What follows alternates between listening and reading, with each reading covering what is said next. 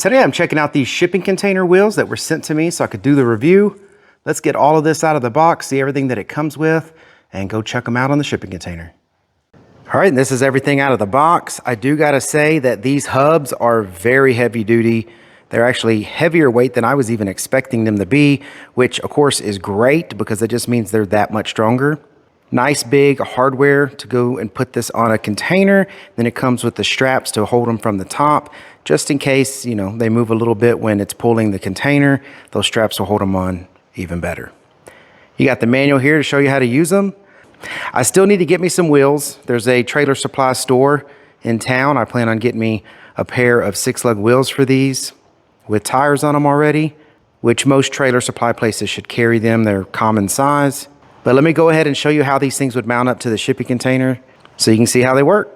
When you are looking for wheels and tires for these are 6 on 5.5. So they're 6 lugs, 5.5 is the lug pattern on them. So to get these put on, you take this portion here, you put it into the hole down here. You're gonna have that bolt and nut piece that goes inside. You can put your hand underneath or through one of the holes, whichever you want. And then you hold that there and run that bolt through. Now it is easier to put this on with one person if you put the strap on first. To put the strap on, you put the top up there into the hole with the hook.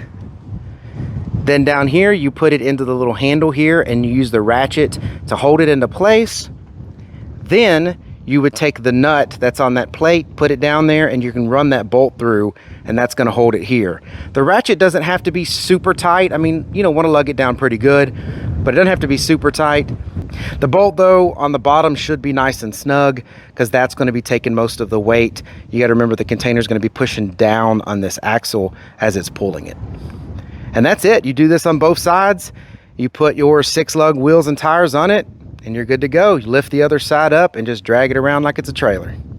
This is gonna be very helpful. We have 8 shipping containers that we store stuff in. This would be a lot easier to move things around with the tractor if I have a set of axles on it.